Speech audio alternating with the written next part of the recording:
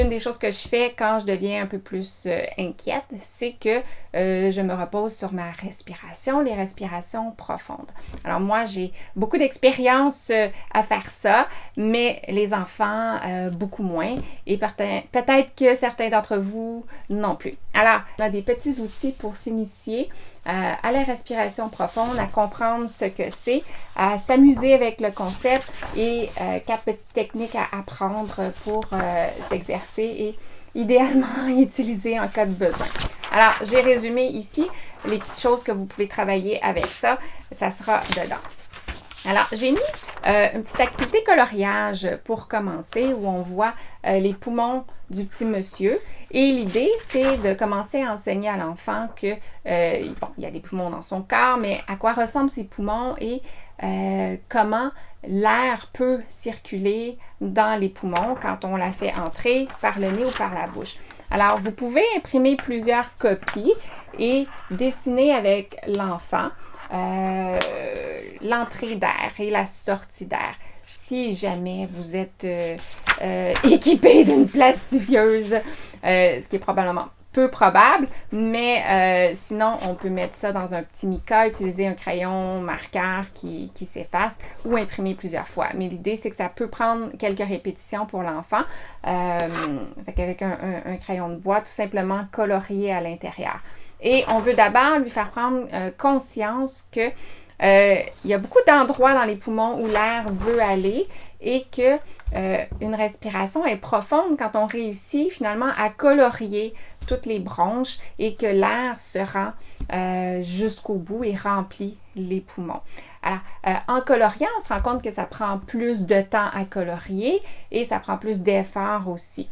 Alors, on commence à amener les enfants à comprendre que pour respirer efficacement, profondément, ben, il faut que ça soit une respiration qui est plus longue, qui prend plus de temps ou sur laquelle on est plus concentré aussi, comme notre coloriage. Alors, selon l'âge, selon les besoins, on peut utiliser cet outil-là pour travailler tous ces concepts-là avec l'enfant. Ensuite, l'outil principal, dans le fond, c'est le sac virtuel à respiration profonde, donc le petit sac aide-mémoire ici et les 4 descriptions des différents types de respiration profonde. Alors, c'est là que je vais vous montrer les 4 respirations que j'ai mis dans mon sac.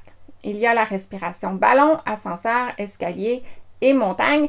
Et quand on veut faire des respirations profondes pour avoir un impact calmant sur notre système nerveux, ben on veut en faire à peu près 3, 4 ou peut-être 5, mais pas plus que ça parce qu'on ne veut pas hyperventiler et on ne veut pas justement augmenter l'éveil, on veut plus l'apaiser. Donc 2, 3, 4, c'est pas mal la moyenne avec les enfants. Alors, je vais passer dans le fond mes petites démonstrations.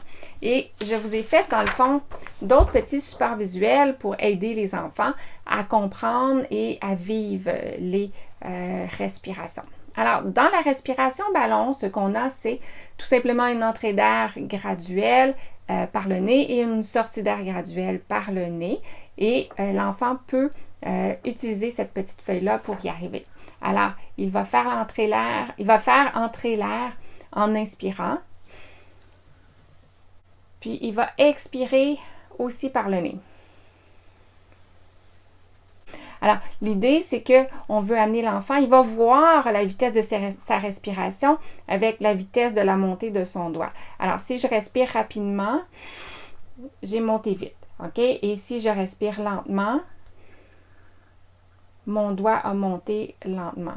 Alors, on aide l'enfant à recevoir un feedback visuel qui est coordonné à son doigt pour monter de plus en plus haut. Donc, allonger la respiration et aussi ralentir son rythme. Alors, ça, c'est pour la respiration ballon. Après, j'ai la respiration escalier. Toutes ces respirations-là sont équivalentes, sont bonnes. L'idée, c'est d'aller en choisir une qui va capter l'intérêt de l'enfant et qui va lui donner le goût d'essayer et de s'exercer. Alors, avec les escaliers, c'est aussi une respiration graduelle, inspirer, expirer. Mais là, j'essaie de voir avec l'enfant s'il aime ça, inspirer par le nez, expirer par la bouche. et on lui fait monter pendant ce temps-là les différentes marches de l'escalier et on fait une petite pause en haut avant de redescendre. Alors, ça peut ressembler à ceci.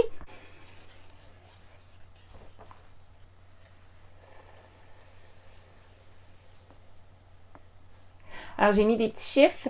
Dans le fond, c'est pour inciter les enfants à avoir quelque chose de concret, de dire jusqu'à quelle marche ils se sont rendus. Encore là, c'est un outil pour les aider doucement à allonger la durée de la respiration et à la ralentir aussi parce qu'on ne court pas dans les escaliers, c'est dangereux.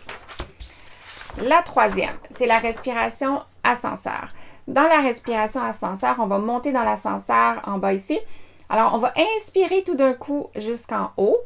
Et on peut prendre une petite pause et on va redescendre, expirer, mais en faisant une petite pause sur chaque étage parce qu'il y a des gens qui veulent descendre.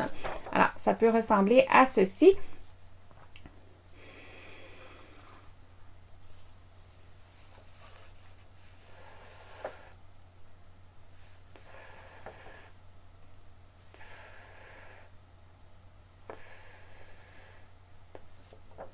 Voilà, c'était notre respiration ascenseur. La respiration montagne, elle est un petit peu plus complexe, demande un petit peu plus de coordination. Elle est aussi très efficace. Moi, c'est ma préférée lorsque j'ai vraiment besoin de respirer. L'idée, c'est qu'on fait entrer l'air par une narine en bloquant l'autre narine et on fait sortir l'air par l'autre narine et ainsi de suite. Alors, je vous démontre.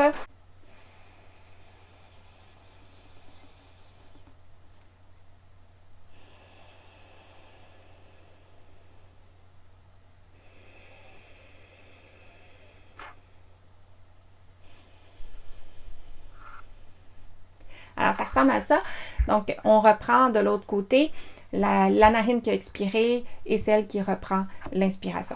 Alors, tout ça est documenté comme un mémoire sur cette feuille-là. N'hésitez pas à m'écrire si vous avez des questions. C'est une petite présentation rapide, mais j'espère que ça va pouvoir intéresser, amuser, occuper et peut-être aider certains enfants ou adultes à gérer un petit peu leur anxiété. Moi, je m'appelle Josiane Caron-Santa, je suis ergothérapeute, mais aussi j'ai la grande mission de former et créer des ressources pour les autres intervenants auprès des enfants. Alors, c'est tout pour l'instant et on se retrouve bientôt pour continuer à parler d'ergo. Bye!